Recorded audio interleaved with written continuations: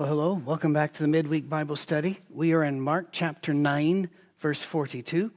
And Dr. Rick Hunter and myself will go for it, and he is prepared and primed. So please read that for us. All right.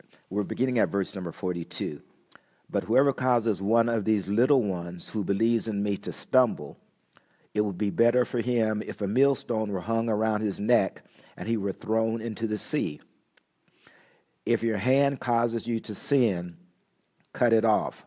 It is better for you to enter into life maimed rather than having two hands to go to hell, into the fire that shall never be quenched, where the worm does not die and the fire is not quenched.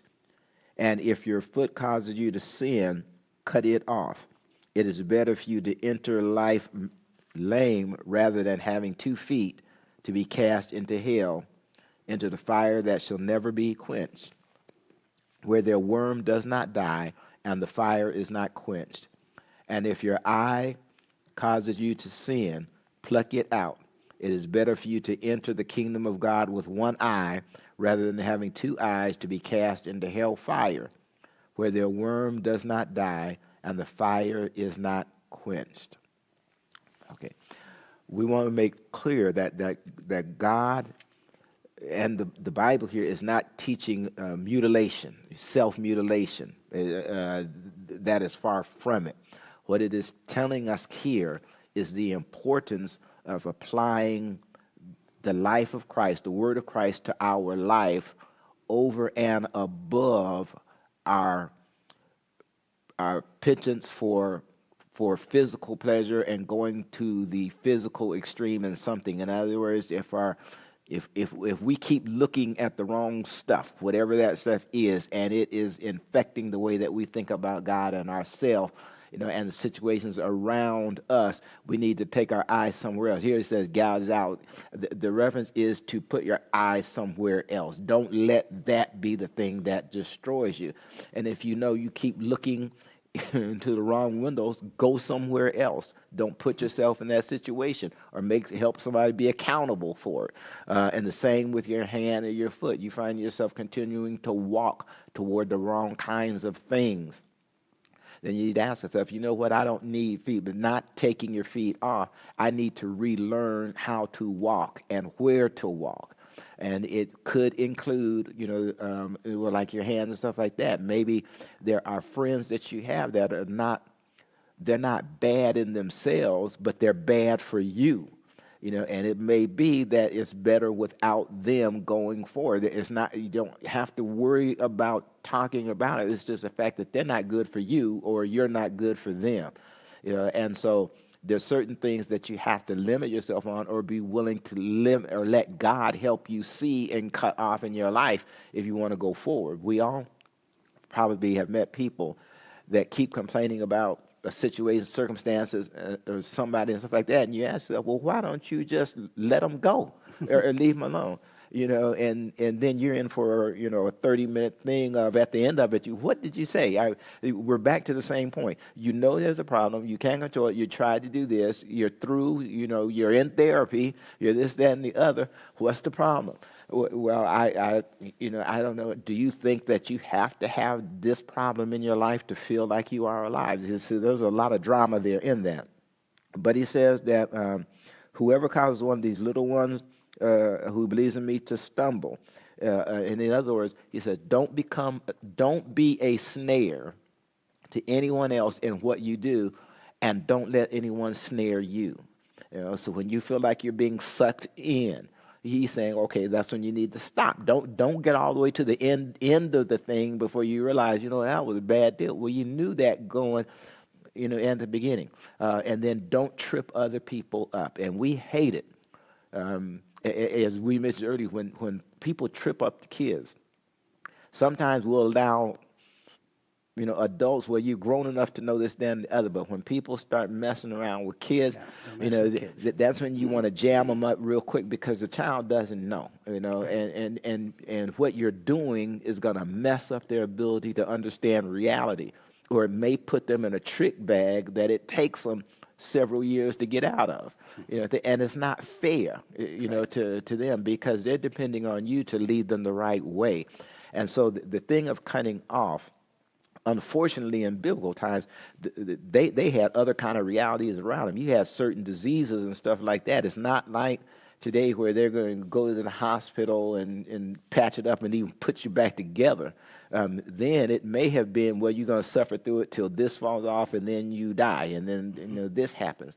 And so he's teaching them that this thing of persecution and suffering comes along with Christ. And don't think of persecution in a big, huge way. Globally, we see it. But think about going through stuff so that I can be right. I can learn how to be. I can learn how to be a right person in the situation. I can learn my emotions, or I can learn how to read people and circumstances, or either I can realize that I need to contribute something better in it, or I need to clean up something in myself and be willing to do it. One quick note about the text. If you are reading the NIV, it sounded like he inserted a verse. He didn't. There are manuscripts that have the wordage in verse 48, also in 44. But there are also a lot of old manuscripts that do not have what we call verse 44 at all, but put it down at 48 only. So he wasn't inserting it and repeating it. If you read different versions, they're using different groups of manuscripts. That's all it is. And there's not one version that'll take you to hell and others that'll take you to heaven. They're fine. They're fine. But just be aware, we intentionally use the versions that we use in our personal study, and they happen to be two different ones. But both of them are great versions. Once again, which one is yours? New King James. The New King James. Thought so. Mine is the NIV. I also like the New Revised Standard Version, the New American Standard Bible. I'm not so far a huge fan of the English Standard Bible, but I could be wrong. You also have the Common English Version. You've got the NLT. What is that? The New Living Translation, I think. Mm-hmm. So just you get a translation, not a paraphrase. A paraphrase would be like Good News for Modern Man. Get and have one of those if you wish to read alongside, but realize it's not a translation, it's a paraphrase. Anyway, I wanted to do the textual thing. I want to affirm what you've said. There are mentally ill people that have read this and then have cut off limbs, thinking this is what God has intended. If you can cut off your hand, you can make your hand stop doing what it was doing. You can cut these people out of your life. I don't know how many times I've seen this, Rick. Somebody goes through rehab, and whether the state paid for it or they bankrupted themselves, they get out of it, they're clean, and they go right back to the same street, same friends. Mm-hmm. I know people that have been through rehab 4 times and are back on the street because they didn't cut these people out of their lives. They didn't cut this thing. Kelsey Grammer, who is a white actor he was in Cheers, and then he had his own series, Frasier, mm-hmm. for a long time. And if I understand correctly, he's got Frasier coming back on one of these little channels. You don't need to know who he is. If you're from overseas and you don't know the name, but here he is, a powerful, well-loved actor who makes a lot of money, and he was addicted to cocaine. And years ago, this is decades ago, he got clean, and he has stayed clean. But he's very upfront about it. He says, I wake up in the morning thinking about cocaine. During the day, I crave cocaine. When I go to bed at night, it's the last thing I think about. I have to put distance between me and cocaine. And so he will not be friends with anybody who does drugs. He will lose jobs if the director and the Hollywood group uses drugs, because he will not work on that set. So he has done this. He has cut that out of his life. So I don't know if he's a good man or not, but he made a good choice, mm-hmm. right? I want to bring up a guy. The books are still in print. William Backus, and it looks like Backus, Backus, was a psychiatrist, long ago retired, but he worked in a system of choice. And I'll use an illustration. He had a man that said he was addicted to strip clubs. And again, we don't know if you know the vernacular in the country you're in. This is a club where you go in and women take off their clothes. So it's not a place for Christians. And the man came in for counseling on his standard appointment. And he said that he had failed that week, that he'd driven by a strip club and he couldn't help it. He went in. Well, Bacchus did two things to him. He pulled out an atlas, because back then we didn't have it on our phones. It was something that you could you could open up. And he said, "Why did you take that road? There are other roads. You chose to go down that road." And then he does this whole thing with him, and I can't do it here because we don't have that kind of time, where he talks about automatic processes in the body versus voluntary. And there are medical names for these we won't use. But he's saying to stop your car, think of all the choices you had to make. You had to indicate, you had to turn, you had to apply the brakes, you had to change the gear to park, set the parking brake, you had to get out of your car. I said all of these are conscious choices. It's not like digesting of your food or blinking. It's not automatic. You made those choices. And he puts it right back on you. You choose what you do with your hands, with your eyes, with your feet. You're not helpless. And I think of him every time I read this. I'd like to talk about this quotation from Isaiah 66. The worms that eat them do not die, and the fire is not quenched. When I was a boy, I was taught what that meant was the torture of hell never ends. I would just like to bring up a little commercial here. Gary McDowell, in one of our most recent Voices of Our Safe Harbor Church, which are posted on Fridays on our YouTube channel, did I think it's 16 minutes, so it's really short except accessible, a talk called An Alternative to Hell. Have a listen. I think I did a 6-part series, maybe 2 years ago, on Monday Morning Message. So you can go to the website, go to YouTube. Now, those of you that aren't really great on your computers, when you go to Our Safe Harbor Church and you click on videos, don't go to the top bar to search. Down here, you'll see a little magnifying glass. That search is only on the site. Put in the word hell, it'll come up. In short, I do not believe that the Bible teaches that hell is an eternal torture pit for billions and trillions of years. I believe it's a refining fire. I don't believe everybody goes to heaven, but I think a lot more go than we think. I think some can choose to be annihilated because they're not going to hold on to Christ. But this is a fire that refines. In fact, look at verse 49. And you didn't read that part because we had so much to talk about. In my version, it says, everyone will be salted with fire. What does yours say? Is it the same? Everyone will be seasoned, yeah. With seasoned, fire. Yes. Seasoned. All of us need correction. But does that mean everybody goes to hell, like the Catholic doctrine of purgatory? No, but that said, I understand how they came up with purgatory because it answers some questions that the Bible leaves open. I'm not sure it needed to be done the way they're doing it. So anyway, I'm going to check my time here. Gotcha. Everybody will be salted with fire. Salt is good. But if it loses its saltiness, how can you make it salty again? Have salt among yourselves and be at peace with each other.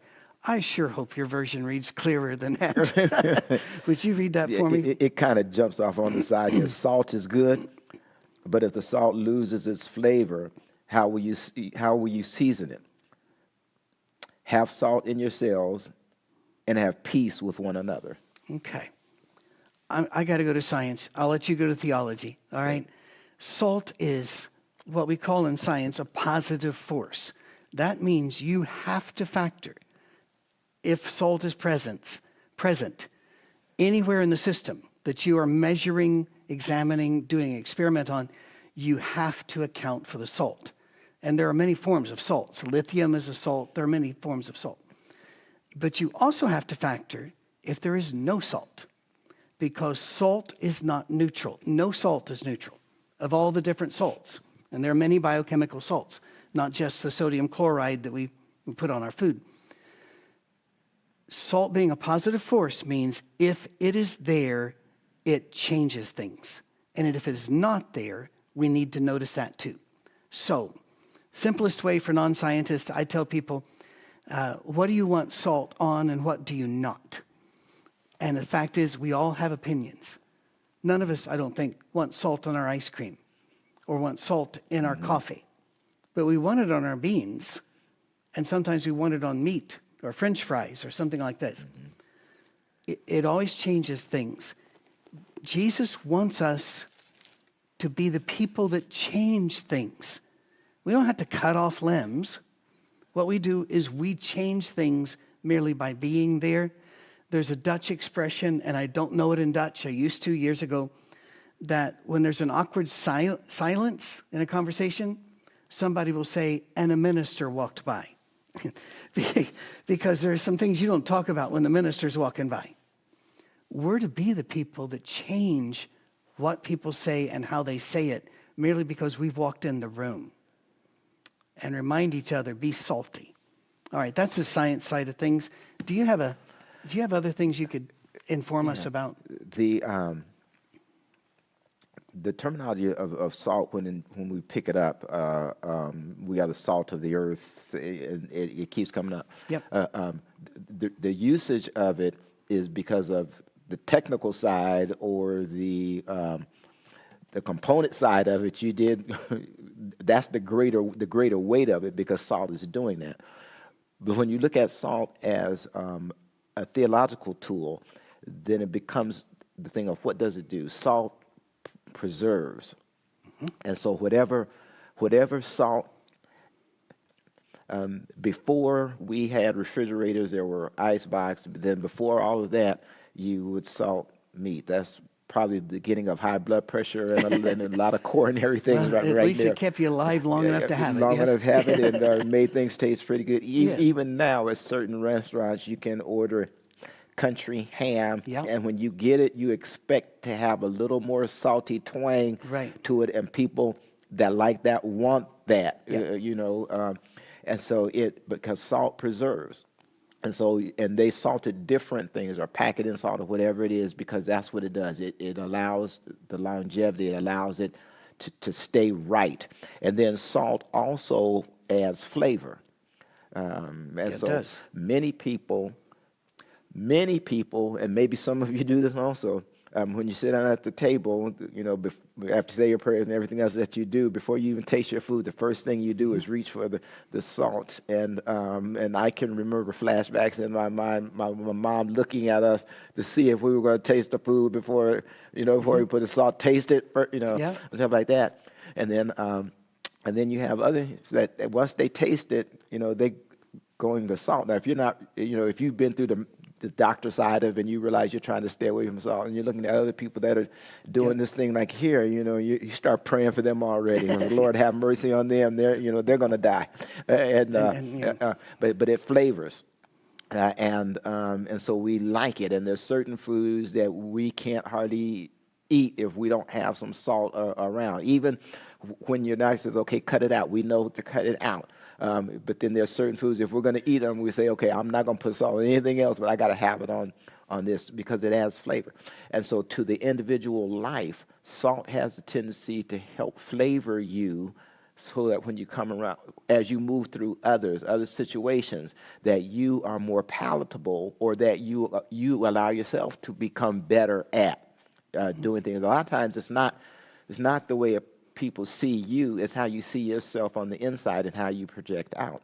All right. And of course, a lot of times it's people looking at you and you decide whether you're going to adjust or whether you need to adjust or what the situation is. So it all was flavor. And then it also purifies. It does. Salt purifies. To some measure. And again, it's all about, as you were saying, how much salt does it need? Mm-hmm. And if you, at a certain level, it preserves. At a certain level, it purifies. In fact, have you ever heard that sometimes armies would salt the ground so that no crops could grow? Crops would grow.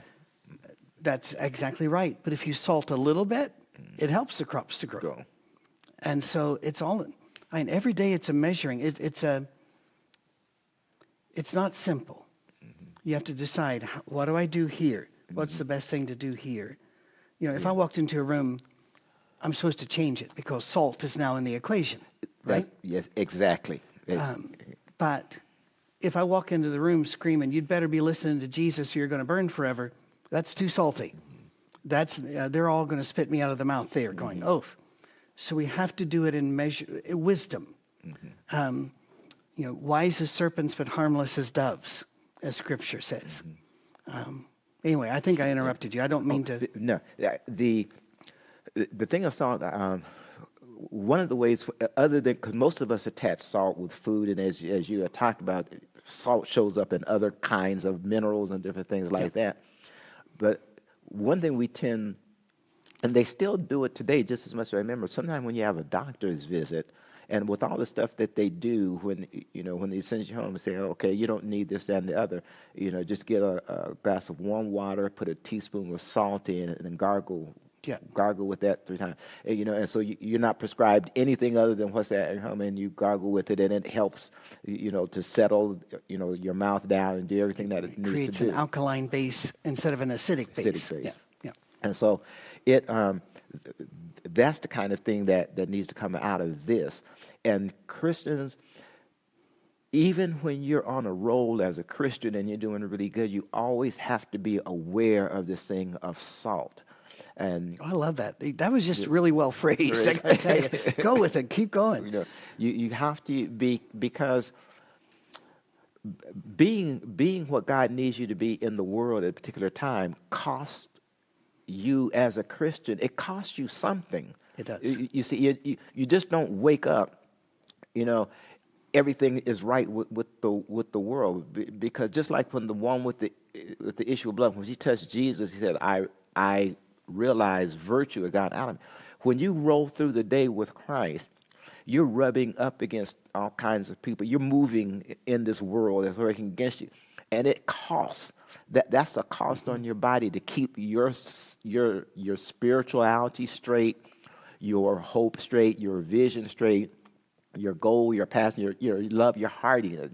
It costs something, and so that has to be recharged. It has to be constantly looked at, or either you'll end up in a situation writing a check that you thought the money was in the bank, to cash, but it wasn't, because you gone through the day and hadn't charged yourself. There you go. And so it's important, as we talked at the beginning, I guess, of the lesson from last week, is that Jesus was constantly getting the people around him, away, getting them away, getting them out. And that's important for you to do. It's important for a family, and really for a family, even with all the hard work it does to provide and do everything you do, there still needs to be time away, even in the environment, and especially in corporate environments. So much money is moving through so many corporations now. They figure money solves the issue and makes it doesn't. And all you have is a lot of people that are paid well that are running down the hill, or running a part of a country down the hill in the wrong direction because it doesn't. And so that's important. And then the realization that I want that in my life, I want that, to be, it is important, because sometimes you run up on people that are there that are going to take advantage of you if you let them. Yep. They're just waiting on you. And then there's others that you need to help, and that you're going to have to really walk them through the help process, and then they'll let you help them, and it's draining. But that is where Christianity, the rubber of it, meets the road. It's not arguing with somebody about, is that unleavened bread in there, or did you get that cracker out the box? And we go one way with it, but what I'm saying is, if you're somewhere, caught somewhere, and this is what the situation is, you go with your spirit and what the Lord wants. There you go. And this is always a balancing act. I'll give you one anecdote. We've still got about 11 minutes left in our segment.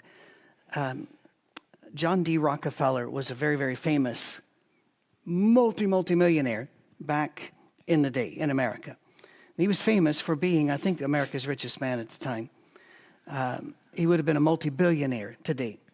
But he also was famous for being really cheap. I mean, he didn't waste a nickel. In fact, if you wanted to make a phone call from his house, he had a pay phone you had to use. But he used to, when he would take people out to see if he wanted to hire them, he'd take them out to eat. And if they salted their food before they tasted it, they didn't get the job. He said, you made an assumption. And if you make an assumption about that, what other assumptions are you making that'll cost me money? Now, I don't want anybody on the planet to say, I need to be like John D. Rockefeller. The point here is, we tend to walk into rooms with assumptions when it might be better to hang back a bit and let God's Spirit talk to us and just walk gently through being salt. Now, we're about to hit something which is going to open up a lot of discussion. So what I'd like to do in chapter 10 is just get started. But we're not going to get all the way through the subject of divorce, remarriage here. We're just going to get started. So be with us next week and listen to this unfold. And if you have questions, please send them in, info@oursafeharbor.com. Okay? So, we ready to go to 10? 10. Okay. Jesus then left that place and went into the region of Judea and across the Jordan. Again, crowds of people came to him, and as was his custom, he taught them. Some Pharisees came and tested him by asking, "Is it lawful for a man to divorce his wife?" "What did Moses command you?" he replied. They said, "Moses permitted a man to write a certificate of divorce and send her away." "It was because your hearts were hard that Moses wrote you this law," Jesus replied. I'm going to stop there, and it's not a natural stopping place. So I'm aware it's not a natural stopping place. Let's talk about the reality of the world for most of our existence. For most of our existence, there was no national government. For most of our existence on this planet, there was no local constabulary, police force patrolling the roads. There was no Constitution, Bill of Rights. They have different names for this in other countries. There was none of this. Women were always vulnerable, and they still are, as we saw on October 7th in the horrific massacre in southern Israel. They went after the women. They captured the women. They're still holding, as we're talking today, the women. And the women that have been released have told horror stories of what happened to them. But that was what women went through all over the world, because if you weren't married, you had no men to protect you. Well, men in the Middle East, even today, in some areas, can divorce a woman just by saying, "I divorce you." Sometimes you have to do it 3 times, say it 3 times, and it's official. I mean, that's horrific. Now, she's out there, and people, why is she cut loose? Why is she's subject to slavery, to a violation of her person. She's indentured servitude, where someone just grabs her and makes her be a cook or whatever, unless she has family to protect her. Well, Jesus and his Father were not okay with that. And so if a man had a hard heart and he wouldn't love the wife he had, God said, give her a certificate of divorce, because that frees her to marry somebody else. It beats the rumor mill. She can say, I am free to be someone else's wife. And as we see in the Old Testament, that happened a lot. And some of them, those second marriages were incredibly blessed by God. So, first of all, the first divorce law was actually, in the people of faith, was made by God. And it was saying, if the heart is so hard you won't love her, let her be free to be loved elsewhere. But that certificate of divorce meant she didn't have to leave the community. She wasn't driven out from her tribe and family into the wilderness, suspected of being an adulteress, or unclean was the word often used. So again, it was God's idea. But, Jesus says, at the beginning of creation, God made them male and female. For this reason, a man will leave his father and mother and be united to his wife, and the two will become one flesh. So they are no longer two, but one flesh. Well, therefore, what God has joined together, let no one separate. Well, Let's talk about this. Is this saying, therefore, no divorce? Well, he's going to talk about that later. He's saying God's will is one man, one woman for life. Now, I'll do the science side of it. Biologically, it takes two people of different genders to make a new person. And that's a reality. It cannot be changed by surgeries, medication, puberty blockers, any of that. This is biological reality. But also, women have skills that men do not. Our brains are not the same. While you can way overstate the differences, there are differences in the way that we process even our food, process where we store our fat. We are different at the cellular level. And the way I put it is this, a little experiment every kid's done. Line up something on your finger, close one eye, and then close and it looks like your fingers jumped. Well, your eyes are set at different angles and slightly different depths, although that's not obvious. And that creates a 3D effect. So we can catch a ball. We can park a car, right? If you lose an eye, it's pretty tough to do either because you'd have no depth perception. Well, you don't just need two eyes. You need another set of eyes. My wife and I, we've been married 44 years. And I know that you were widowed and you've had a hard time with that, and it breaks my heart because I can't function without her. And she tells me never to say this, but I still do. And that is, if I lost my wife, I'd have to stop ministry because she's the one that gives me the strength to do what I'm doing. So I really admire you and your strength. We are supposed to be one person, now two people. And by the way, the one flesh thing, a lot of people say that means sex. Well, sex is part of it. But no, she can finish my sentences. We pretty much agree about things because we've been with each other so long. We're not the same people that got married. We're a new thing now. And I'll say this one other than hand it to you. Have you ever looked in newspapers? Who reads newspapers, right? But newspapers are still out there. And it will show who's getting married. And generally they just show you the picture of the girl.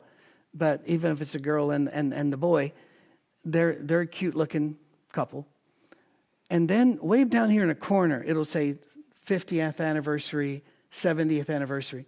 I said, take a look. These two look like two different people. This looks like the same person. They've lived with each other so long. Mm-hmm. So that was God's intention. Now I'm going to pull back and let you talk for now, because I've just been having fun. The challenge of the text will be around until Christ comes back again, just because of our struggles in this life. And part of it is the way that we're taught. Most Christian churches are taught about this marriage situation from a Catholic point of view as a sacrament. Yes. And I'm not knocking anything. That's just the way it comes in. And when it comes in that way, it gives some power and control in that situation of what can happen. It takes it away from the love of God and a relationship and moving forward, and puts it more in a doctrinal thou shalt and thou shalt not and go to hell thing. And that's not where God was sending this at all. As I mentioned earlier, this particular text, because it comes up so early in it, we know Mark is dealing here with the woman, but because of them at this point in time in the Bible and in what we experience, they're still in many ways second-class citizens. They really were here, and really are, but they really were, and had no rights. And so when Christ came in, you notice matter of fact, not almost instantly, women took on a whole different role around him. And matter of fact, Jesus' ministry pretty much was bankrolled by about 4 different women. It was. They're the ones that took him, and everywhere he wanted to go. but the thing is that equality is what he's getting to, is everybody is one. He tells us in Ephesians, everybody is one. We have to look at each other. Well, when you look at society, they were taught, they were brought up for I don't know how many generations before this, that women were treated and dealt with a certain kind of way, and that thing had to change. And so when Christ comes, it's not going to change overnight, but he started that thing going. They have a right. And even when you start picking up bits and pieces of Mary and Martha that are running around Jesus, you start, they were showing up in places learning things that women had never been able to learn before. Right? And so here, it is take care of them. Don't put them in a situation to be on the street. Don't put them in a situation to lose their dignity, their self-respect, the respect of their family, because putting a woman away could mess up her side of the family. It could do that. What about the children and stuff like that? Right. Now, one thing we will have to, at some point, deal with is now that where we are, we have to deal with what happens in legal courts and stuff like that, because that's not what God wanted us to come out of it. But God is pushing us for his love in the marriage. It doesn't mean that struggles won't happen. It doesn't mean that divorce wasn't going to happen, but that he opened up a door for it. Absolutely. And we need to leave it there. Our timer has hit its limit, but we're right in the middle of a discussion. So we're going to pick this up next week. Thank you very much. And we'll see you in 7 days.